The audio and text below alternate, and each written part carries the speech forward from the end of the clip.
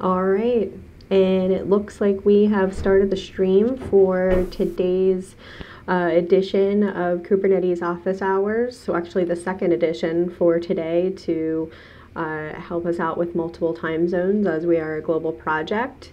Welcome everybody that's joining. We're here to answer your user questions live on air with our esteemed panel today of one individual, actually. And Mario is in the Kubernetes community, both from a contributor perspective as well as a user perspective. And you can find us in the Office Hours channel on Slack. Check the topic for the check the topic URL in there for the event information. So before we begin, let's just introduce ourselves here. First, I'm Paris. I work at Google as a community manager. And Mario, why don't you go ahead and introduce yourself?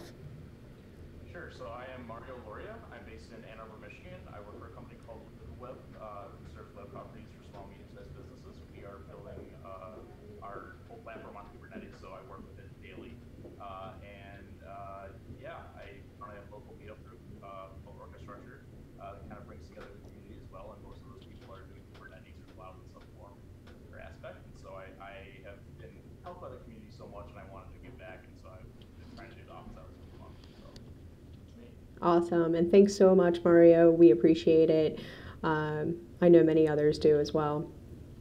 All right, so quick ground rules before we start. First off, as always, this is a judgment-free zone.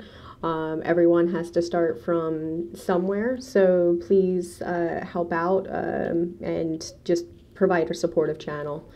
While we'll do our best, I'm so tongue-tied today, to answer your questions. Mario is not going to have access to your cluster, so live debugging is off topic, but we're going to do our best to get you moving down the line.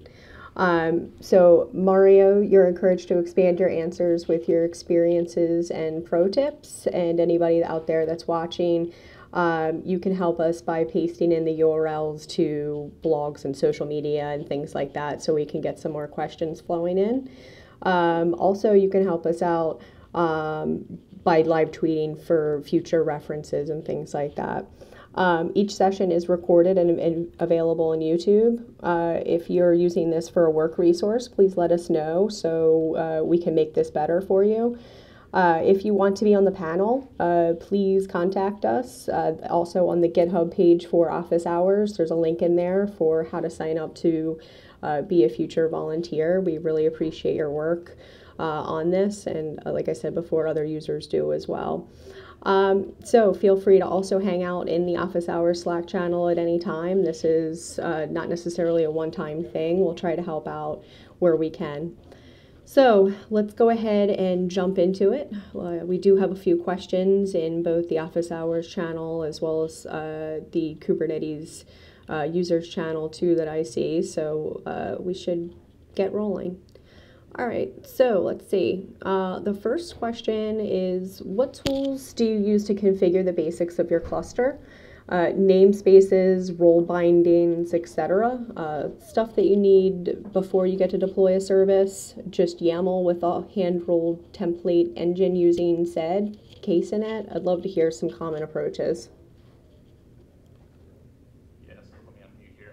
So great question, and this is actually asked at almost every office hours, and the resounding answer from me, from my experience, is Helm. And obviously, Kason is coming up in the ranks as well from FBO and Joe Beta, and that's even better. But Helm is really it gives you this plane in which you can configure everything in a repository, and everything is kind of statically defined. And so the Helm commands are just fantastic in terms of being able to roll back, slowly handle upgrade revisions, all of these things that people are worried about for certain deployments. We use it in production as well, and it's just. Hey Mario, can I interrupt you for one sec? You are coming through super low to the audience. Yeah, I can hear you fine. That's the interesting part. And according to the live stream controls right here, you're coming through okay as well. I think they said that I'm fine. If anybody in the chat thinks I'm okay, then let me know. Yeah, it looks like it was like this early on the earlier show too. So I wonder if it. Boost my audio a little bit here. Is that any better at all to people listening? Yeah. Anybody that's in the chat right now? No, it's not. Yep. Like, No, I think it's probably the window capturing for Zoom. Let me try something on the Zoom side, actually. Sorry, everybody out there. The good news to folks listening, though, is that this is recorded and the audio should, on our recording side, be okay. I don't know how, yeah, hopefully anyway. If not, then we can definitely transcribe this stuff as well since we'll have the recording. All right, yeah. No, I'm tweaking stuff on my end too, and okay, hopefully it starts to get a little better. yeah. I'm start putting some like short versions of my answers in the chat just to get things going a little bit as well. But the TLDR really is Helm. Okay. And I'll put links to that in the channel as well. So, Okay. All right. We can go to another question. Yep. Yeah, for sure. And for those listening, like I said, we'll type these down in notes too, the old school fashioned way as well. So you'll get your responses regardless. All right. So Helm to that one. Next, someone wants to, it looks like you has a use case, some ideas on how to implement a maintenance mode via Kubernetes resources.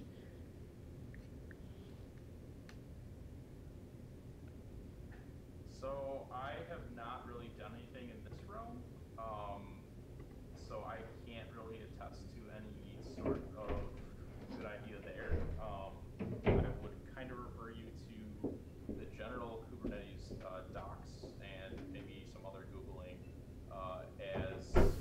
In general, there's draining a node and putting it into maintenance mode, cordoning it off. And I'm not sure what it on in terms of certain resources, but maybe like certain objects like a daemon set in maintenance mode or something. That doesn't seem to be an option from what I've seen, but there might be something kind of in the pipeline.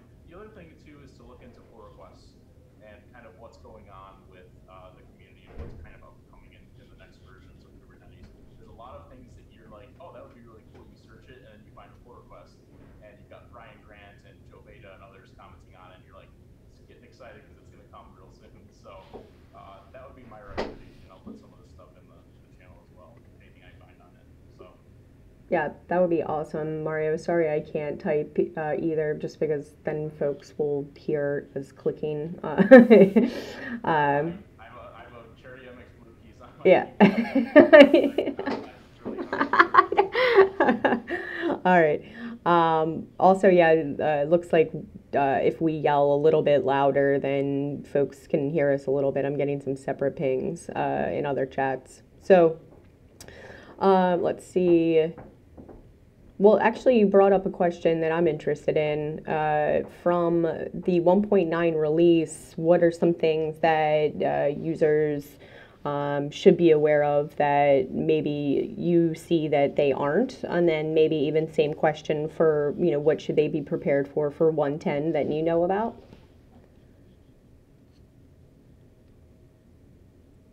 So I feel really bad. I have not looked into all of the changelog stuff for 1.9 yet. There was a couple things that excited me. I'm trying to bring them up very furiously here. I have been working in 1.7.5 just because that's the majority of what my company is using, and so that's what I'm in 99% of the time. So I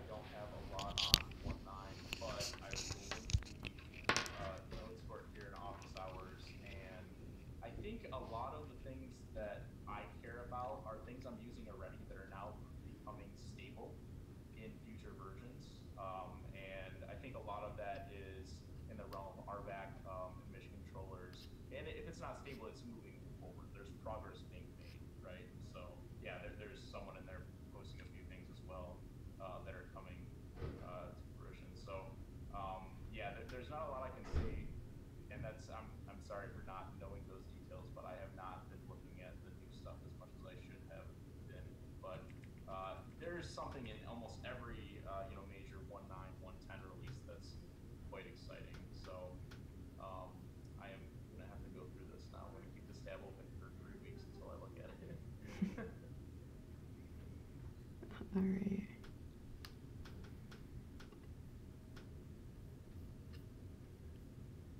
All right, I'm fishing for our next question here. All right.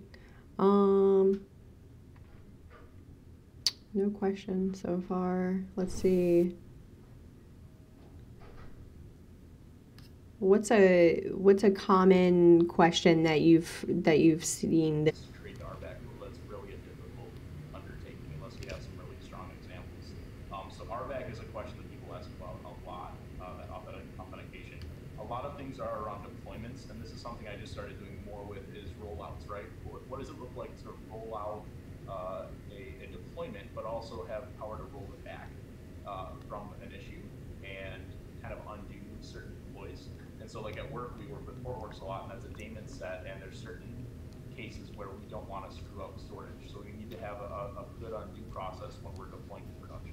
And the rollout feature provides that. And then I guess anything that I've seen this week, not really too much.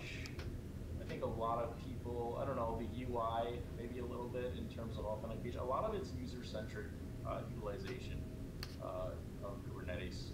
But I could be wrong. There's other things that are up and coming too that people are questions about. So nothing huge that I can think of. All right. Hopefully people can hear me a little bit better. I did bump my audio up, so maybe they can hear us if the stream is actually going. Well, the stream's going. The audio is a little finicky. So next question. What's the best way to get a pod running that's used only for executing into the pod? It looks like that they've set up their container with entry point and then the bash, but it gets into a reboot loop. Yeah, so this is a good question. I have like a pre-made Docker file, and I can share that environment. And so I like to use the Fusion base image, which is a base image that was created a while ago when Docker was up and coming. People were just using Ubuntu, and it doesn't stop until the subprocesses in which it's running stop, and those don't stop because it's running things like SSH and logging daemons and whatnot. Now, those aren't things you normally would run in a container. But what's nice with those and having those in kind of an interactive way is that I can go in the Kubernetes dashboard, click create, spawn a Fusion base image pod in 2 seconds, and then I can execute into it right from the UI if I wanted to. And I have a basic Ubuntu environment. I have the basic kind of tenets of a normal system that I would expect, and I can start doing things really easy, like installing packages, digging, reconnaissance on cluster communication and all of those types of things. So that is really helpful. So I'll just actually, someone just shot a question about federated clusters. Yep. And I will nip that really quickly. In my meetup group, we actually talk about this. It's kind of a hot topic. The University of Michigan here works with us as well, and they're working on federated clusters. And from the latest from Bob Killen, who's a great guy, a CNCF ambassador now, he's doing this for the university, and he basically, at the last meeting, he said, federation is something that is completely getting overhauled and rethought in the Kubernetes community and from a development standpoint. And so I think a lot of people who are attacking federation now might want to wait and hold off a little bit longer and keep a close eye on what the plan is from the community and some of I'm sure there's plenty of GitHub markdown pages on new ideas and implementations for that. So I would hold off on those things. I can put some links in the channel here. My company as well, as we were thinking about it a month or two ago, and we're looking and we're saying let's hold off on that. Let's wait till it's a little bit more established. So it's not an easy problem to solve, and everyone's use cases can be very, very different. So there's a lot to attack there. So I'll stop talking now. No, that was good. I was actually going to ask about some of those use case differences, but it looks like there are some other questions. So maybe we can actually get back to that, and you can rant a little bit more about federation. So it looks like someone wants to know how a minion determines its available resources to report to the master. it seems like their issue right now that it's under reporting, and it's a bare metal installation. It looks like they're even saying that they've noticed that their minions fail to schedule pods due to the memory limits, but over 32 gigabytes of memory is available in the nodes. So I don't have a ton of experience with resources and contention and how it's handled. What I do know is that any resources set on you need to have a good understanding and really read into setting resources for your deployments, right? And data sets and all your pods, right? Kubernetes does it as best as it can, but if you have kind of this very cut and dry, like, oh, I'm pretty sure this means this, and then you go run it, it doesn't work, you really need to step back and say, okay, what am I trying to achieve? What do I actually expect my application to need versus a little bit of extra buffer just in case to keep the application running, depending what it is. And definitely do your research and test. Throw a bunch of traffic at it, kind of what you're expecting to see. If it's a database, that changes things quite a bit depending how many front end processes may be accessing it and whatnot. So yeah, like I said, I can't give you a ton on that. Reporting from a minion, that might be a networking issue. That could be what's going on with kubelet. That's a big one in terms of logs. Just get down and dirty a little bit and maybe look at what's going on, use your tools the best you can. So not a ton to say on that. Sorry, I'm still learning a lot in that realm as well. But when we test, we like to just give everything 100%. I think the audio issue had to do with my headphones, actually. Definitely taking note for that for next time I host. My bad, everyone. Let's see. Next question. Anyone have any last minute questions? Well, let me go to Twitter really quick. See if we have anything over there. Nope. Nothing over here either. Sad face.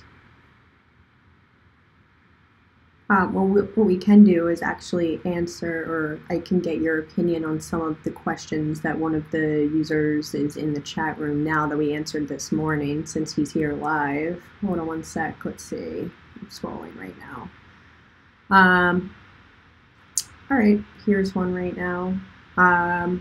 What's the accepted guidance for determining whether to use a single node pool with nodes matching your most expensive workload, or multiple node pools with nodes matching the specs of the desired workload?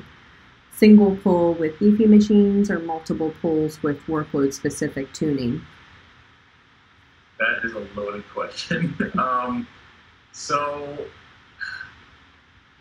this is dependent on how you want to do scheduling, right? And so the Kubernetes scheduler, by default, takes all the resources it has and tries to play Tetris with them. And Kelsey Hightower has a fantastic public talk about scheduling, and so it's bin packing. And so it's basically, if you keep throwing workloads at Kubernetes, it will try to balance them throughout the cluster, right? So everything's at an even keel. And so that can be changed. And there was actually just an article on that I will post it at some point on how to change that for your use case. I think it was OpenAI. They started using Kubernetes and they wanted to basically fill one node after another serially, right?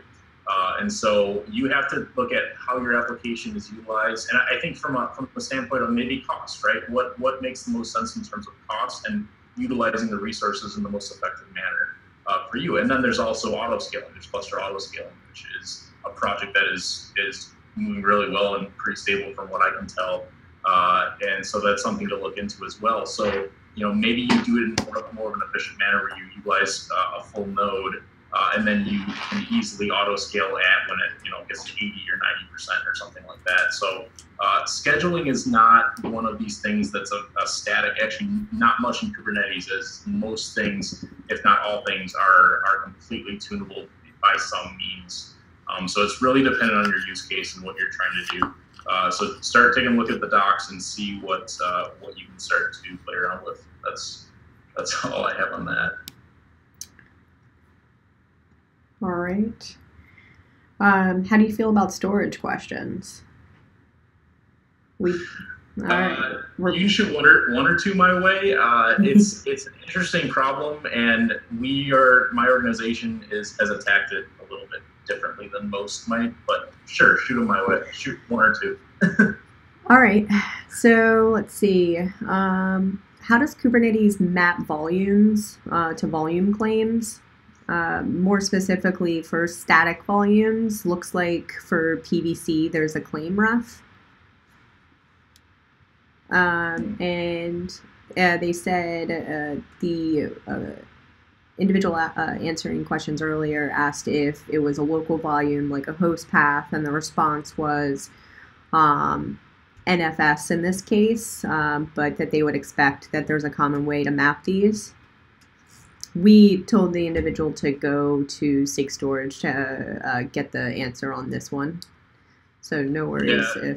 Yeah, that's a little bit more dense. I mean, so for instance, we use Portworx, which has been an experience for sure, and there is a local path on the host that which we can go and actually like throw in extra things that then get synced and duplicated to other parts of the cluster. So there is a local path. It really, I'd like to hear more about what they're trying to achieve as well.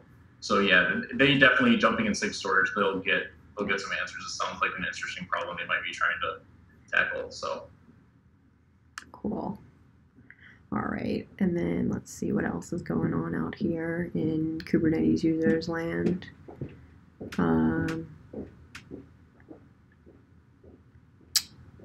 No, nothing yet. Nothing coming through. How's your meetup? Do you need any speakers? That's actually, we are booked through July. Isn't that awesome? It's fantastic, but there's a topic. So we like to do advanced topics. And, we had a talk on Go here in January. It was fantastic. It was a little high level. And that's fine because a lot of people in the DevOps world are getting into programming, right? They're mainly ops and they're trying to get into the dev side. They might be able to do some Python, but Go is just kind of foreign to them. But talks like Istio, that we're trying to get an Istio talk actually as soon as, something in the mesh, service mesh kind of realm. We want that to be advanced. We want 30 or 40 minutes of something super advanced because I want people to walk away and say, holy cow, I can do this blue-green thing in 2 seconds. I can do these slow rollouts. I can look for DDoS, egress, security problems, et cetera. Like I want people's kind of minds to be blown a little bit. So yeah, if anyone in the community is listening and wants to do, we're open to remote talks as well. And so whatever you want to do, if you want to just talk to the DevOps community in Ann Arbor, you have an open forum. And also you can send us swag if you're a company. So you may or may not wear it. So yeah, but no, it's a really great community. And I think let's see the question from Bracky. From up above, I think I did cover that. That was kind of the Helm suggestion. I can go over it really quick again because I know we're having audio issues. Yeah.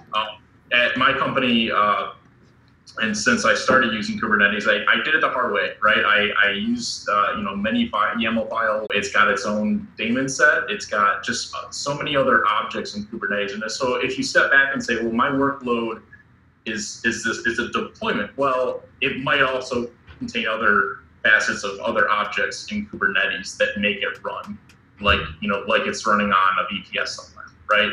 And so Helm gives you, and the Helm charts, and I'll link this as well. The Helm charts are, the repo I keep going to every week, and I can scroll down further because people are committing pre-made, pre-packaged Helm charts. And it's not a chart in a traditional sense. It's not charting anything out for you. It's a deployment. It's a catalog of applications that have been configured where you just pass in, you set up a single YAML file with some of the options that you care about for what you're trying to run, and you run Helm install and you're done. And you might need to pass in a couple other things, or you might want to tune it a certain way. But you can edit these things with Go templates to kind of do what you want it to do. And so that single config file, the values.yaml file, is all you need. And you can pass anything, environment variables, you want to change the way the ingress looks, change the ports and the service, et cetera. All of these things are very flexible, and it's all version control. And what's great about that is with Tiller, so Helm is the client binary that you will. It's your kubectl, and Tiller is the process running in the cluster. And so Helm talks to Tiller and says, okay, what's out there? What revisions are we at?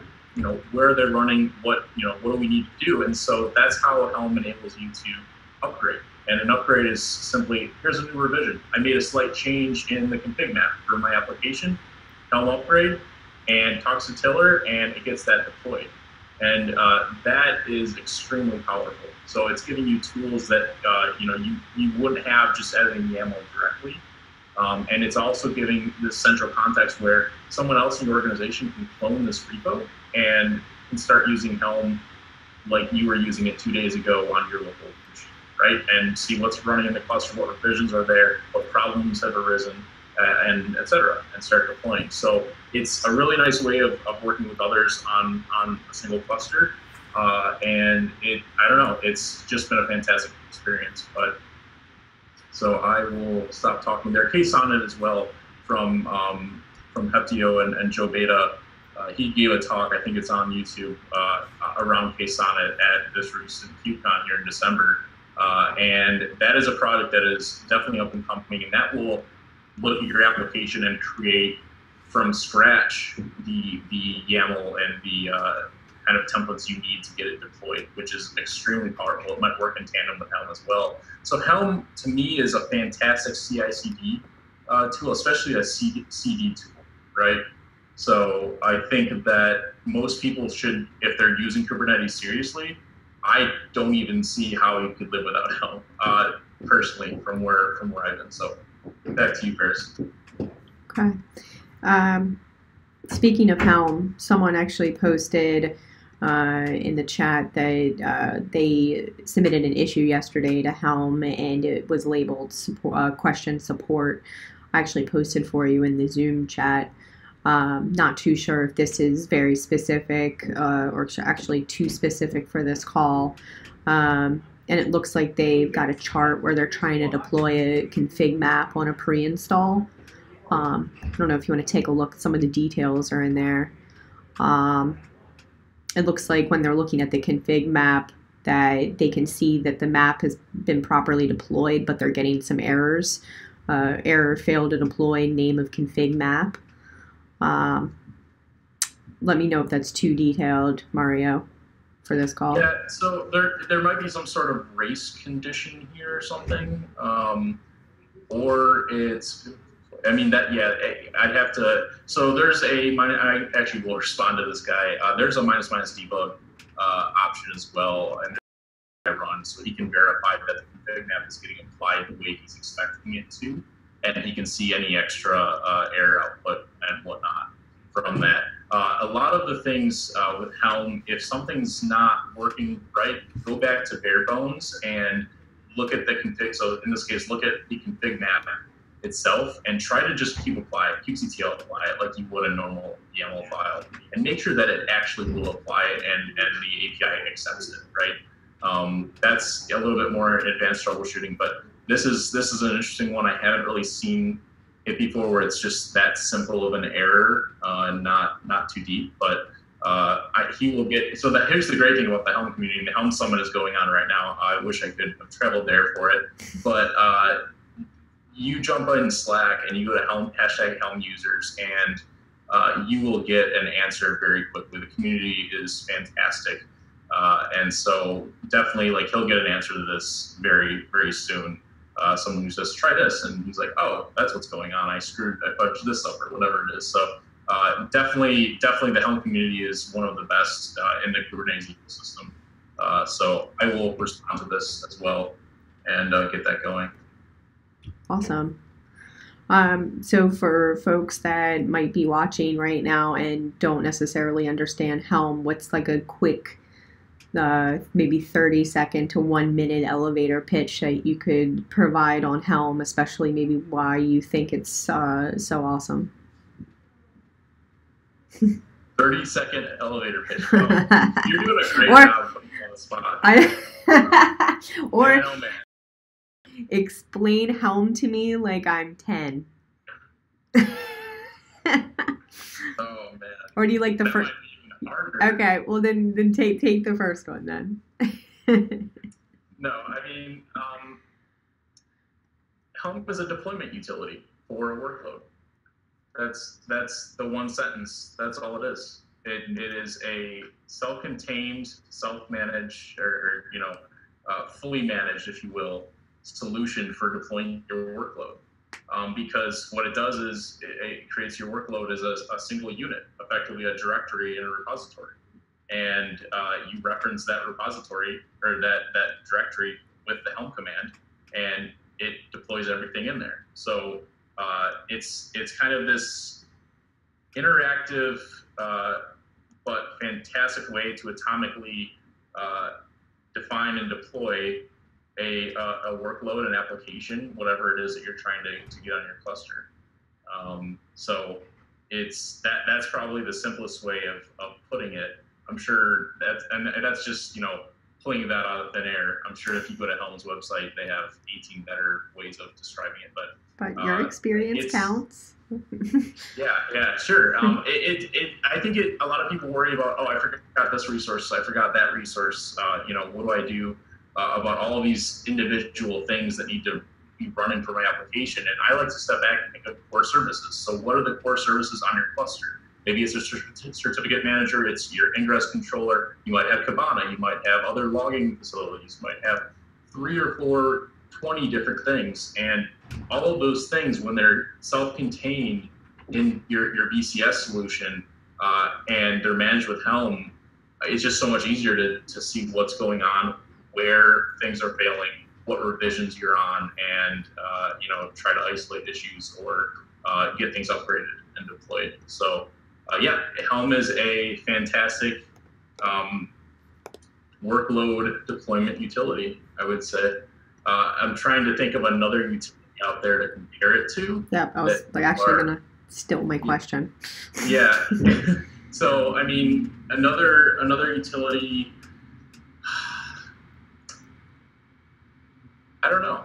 I can't really think of one right now. I know I come from the Rancher days where Rancher was, Helm is kind of the same type of thing, maybe a little bit higher level because it's not the one that will do the actual, it won't do the binding, but it will talk to the components, and that component is Kubernetes API and Tiller, right? So it's this idea of, most people with Docker Compose, you find a project on GitHub and it's got a Docker Compose YAML file in it, and you're good to go. You just, Docker Compose up and you're straight off. So that's the best in the same ecosystem. Any other tool out there, there's a lot of these high level, like hyper.sh, I believe is one of them. That I'm going to stop typing. No, hyper.sh is one of them where you basically have a GitHub type interface, and it's again a single binary, and you're basically pushing any changes to your application up to them, and then they're deploying that in their infrastructure. They abstract away all of the very dense details of what your workload needs and just provides them.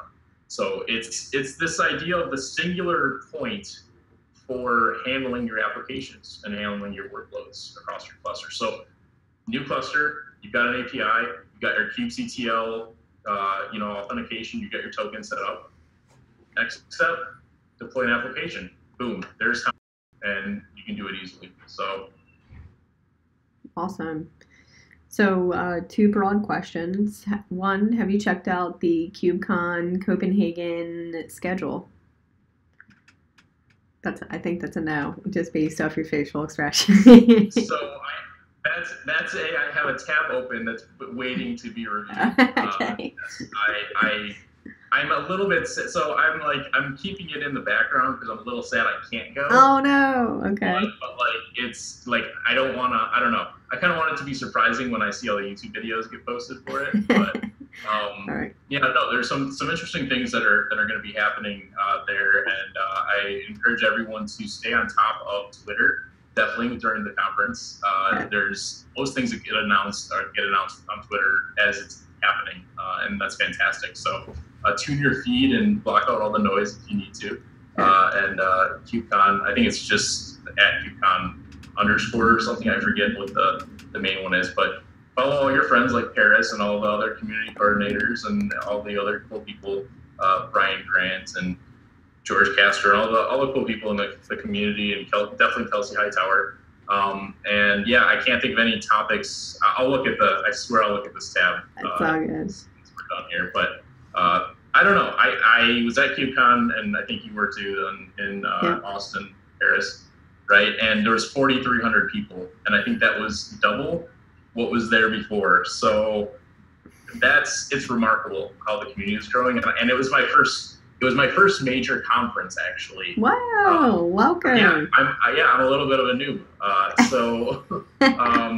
I went and I was like, all right, this is going to be enterprisey. It's going to be people that have their own decided way of approaching things. And it was completely the opposite. Kelsey came on stage, and my heart was racing. Aww. Because all of the people there are just so into this, and they're so into helping each other, and the openness of the community to CNCF, what they've been doing. And so, I was willing to spend money on CNCF merchandise and all of that.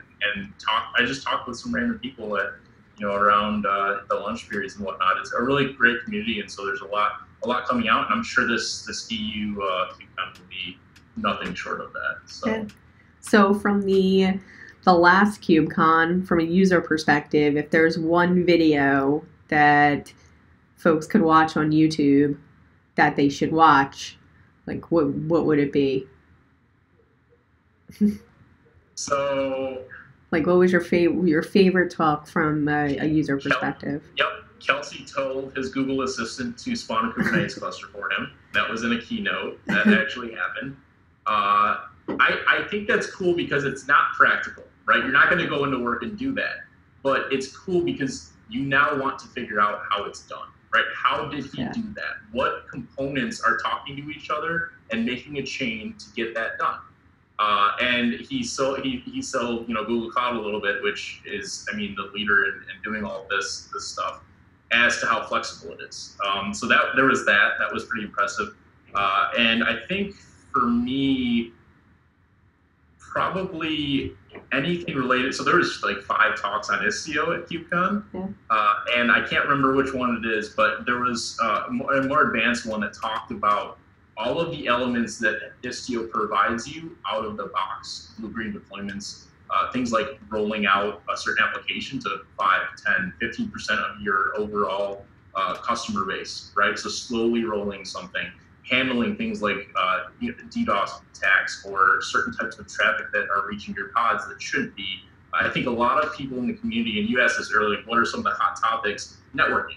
Networking is a huge topic. It's a very hard problem to solve for a lot of people in the ingress realm, especially with bare metal, right? So we take for granted what Google Cloud, Azure, and AWS provide us, right? They provide a lot of the tools and the utility there for us. But when you're trying to do this yourself and you're running Minikube on your laptop, there's a lot more that you can learn about, and storage as well. So storage and networking are kind of the two at the forefront of that. But yeah, I'd say Istio is all the rage right now for good reason. For good reason, it provides people a way to deploy their application like they haven't been able to do before, without lots and lots of hash scripts and lots of fine tuning. So I would say almost any of the Istio talks are pretty good, and if I find the one I'm thinking of, I will definitely post it. And as well, any SIG workshop type. A lot of meetings that were 3, 4 o'clock during the days, we're in the SIG realm. And so it's those, I'm not sure how much there's on YouTube of those, but they're on there. Yeah. Okay. So, those are fantastic updates on what's going on, right? And so I know. Why should users care though? Well, what would be the ultimate, what are some of the benefits for users to care about those updates? It depends on what they're trying to do. It all depends on what they're trying to achieve. A lot of the time, the answer is out there, and it might be the Nginx ingress controller, per se. But for our organization, we're working on writing our own and probably going to open source it at some point because it solves 3 other problems that we found, right? Johnny Walker here just in chat said it's not easy, That's very true. It isn't easy. And so I think people, they might be using they might try to integrate with something and it's not there, and they're like, well, but this is to make this whole thing work, to make it all very hunky-dory, like how do I need this thing to work with my infrastructure, with my other tools and whatnot. And they're like, I want to use Kubernetes but I can't. And so they can get an idea from the SIGs, from a lot of the announcements, the change logs, things that are coming in 110 and in the future, of what is working, because someone's run into it, right? You're not the only one. I guarantee it. So, yeah, as a user, I think Kubernetes is doing a great job of providing those ability, or those forward-facing aspects to learn more about what you're trying to do. So it's all on your engineering team and your goals, and doing the research. But that's again with the openness and the sharing and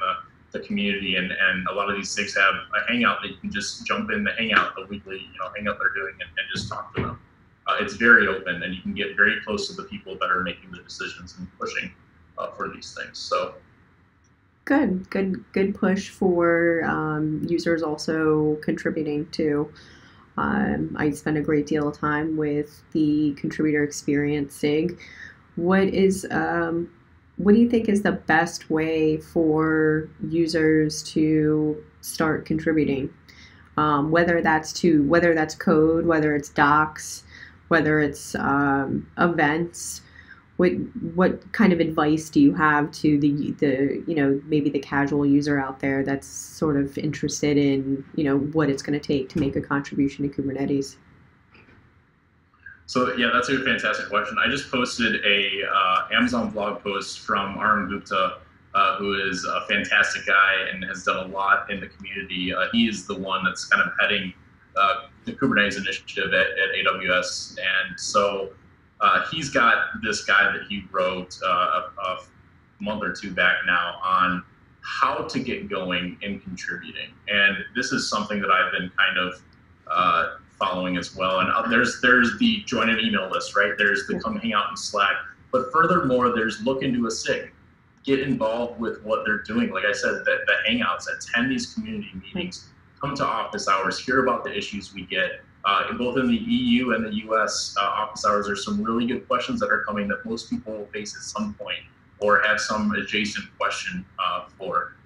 Don't be afraid to file an issue. I think imposter syndrome on GitHub is a huge thing. Like don't be afraid to file an issue. And you're going to click create, and you're going to get the whole blanket of text that says, are you sure the issue bug? Make sure you fill in all these things.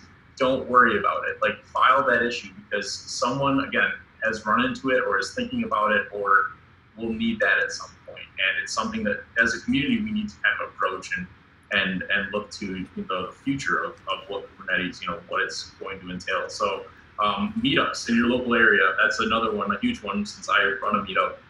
You'd be surprised the amount of introverts that actually love talking about this stuff. They get excited by this, they're working on it. And we have someone doing a lightning talk on their home infrastructure, their whole media setup and everything that they built all in Kubernetes. Why? Because they could, and they had that extra Saturday that they just fucking burning 20 hours with. A lot of cool blogs, a lot of cool newsletters. I know DevOps-ish by Chris Short is a pretty good newsletter that you don't have to sit on Twitter every day. Yep. And read his newsletter and get caught up on kind of everything. And there's links to what other people in the community are doing. I think, so Paris, this, like we have a name, we know people by their names, right, in the community and what they're doing because they've done something, they've become a core tenet of something. And so I think Twitter allows you to kind of associate a person with something, and it can help you spawn a conversation with them about the future of that thing, right? It might be Ingress, it might be some, cluster auto scaling, whatever it is. And there's a lot of projects too. People are like, well, where can I actually contribute? There's there's visibility on everything. Everyone's on top of things. Well, not exactly. I mean, there's projects that are in the Kubernetes namespace that are still, they're being built from the ground up still, right? And they're kind of alpha, they're beta. They need a lot more input. And even if you don't have any code, even if you're not someone who can just sit down and bang out some Python or Go, like, don't worry about it. Your opinion is a huge part of this.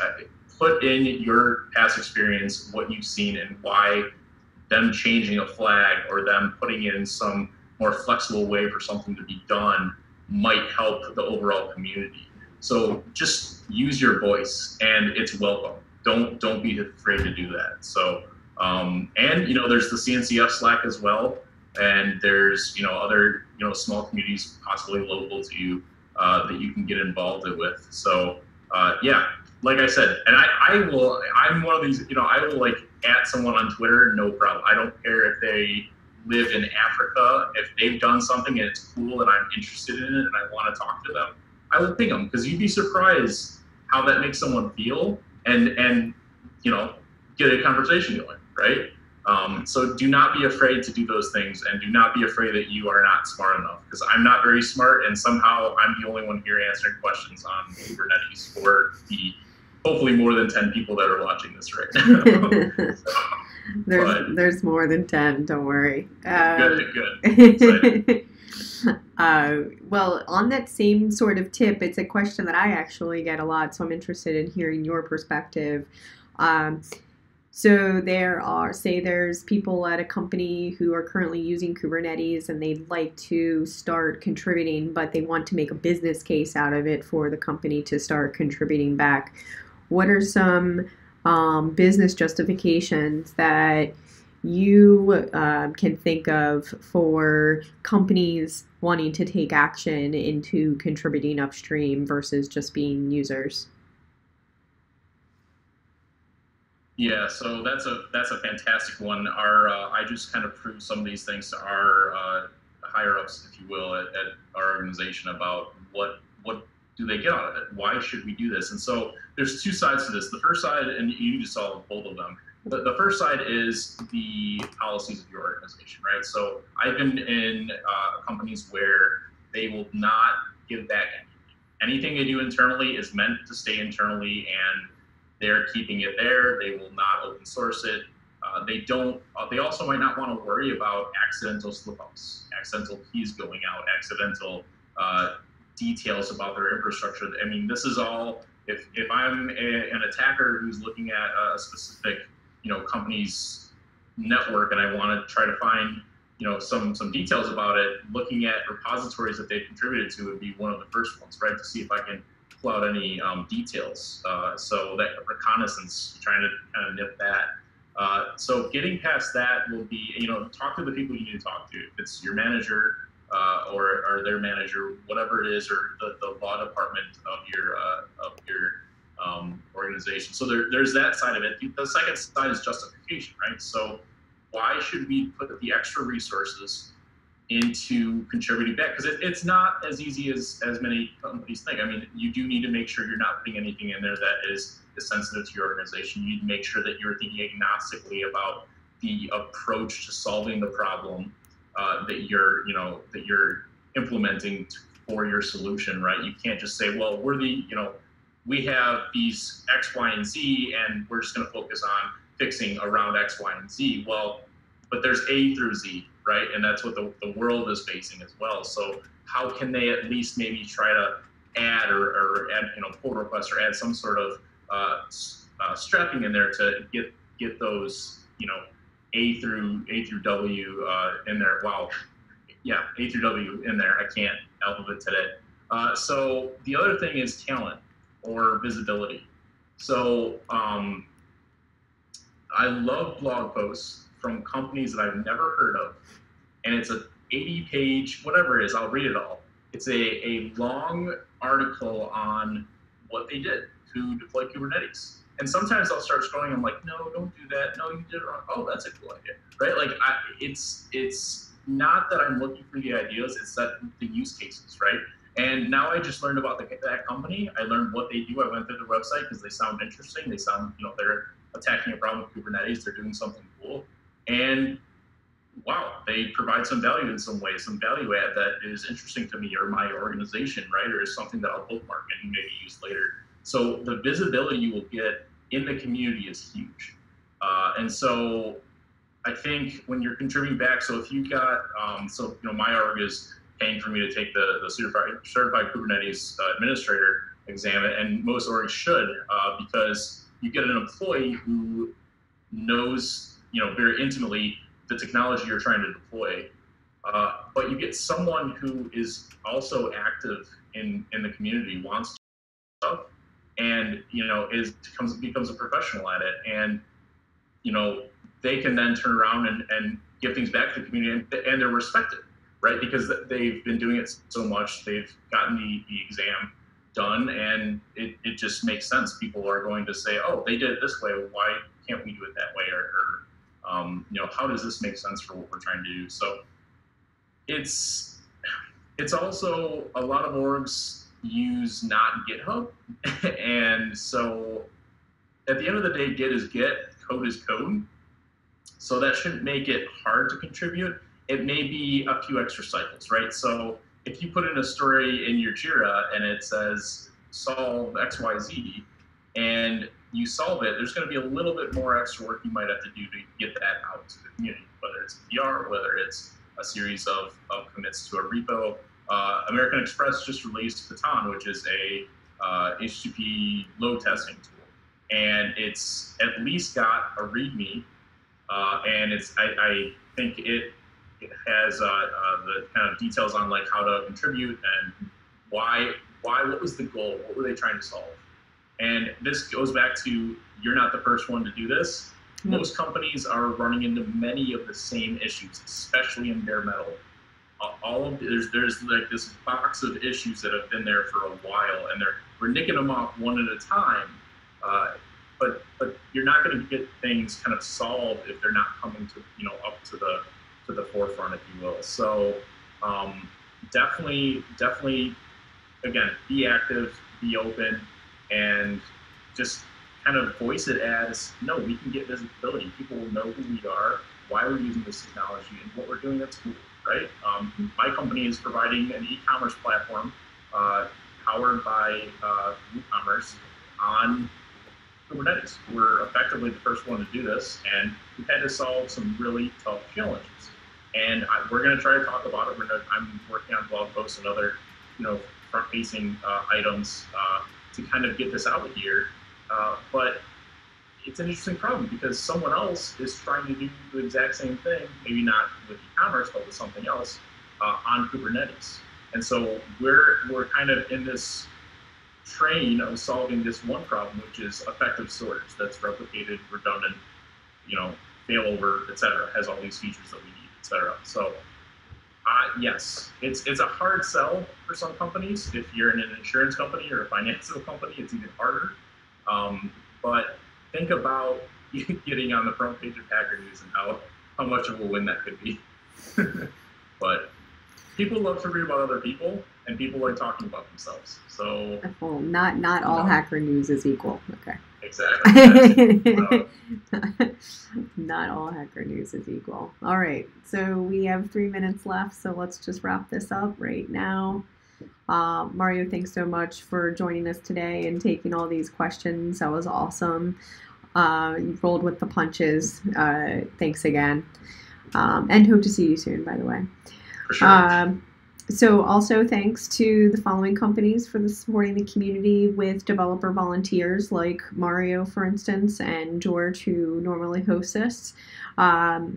Folks like VMware, Weaveworks, Red Hat, Pivotal, Packet, Northwestern Mutual, Liquid Web, Heptio, Giant Swarm, Google, Bitnami, and Amazon all support the question and answer folks today. And again, if you'd like to join us, join the Office Hours Slack channel with details there on how to get involved. Also, George, who regularly hosts this, is going to be holding raffles soon with the audience with shirts and Kubernetes fidget spinners that were awesome. If you haven't checked out Kubernetes fidget spinners yet, I believe they're in the CNCF store at this point. They're super cool. And also, again, feel free to hang out in the Office Hours Slack channel. We appreciate you, and we'll help you as much as we can. All right, Mario, it's been a pleasure. Thanks so much. Yep. Talk to you later. Bye. That was fun. Bye.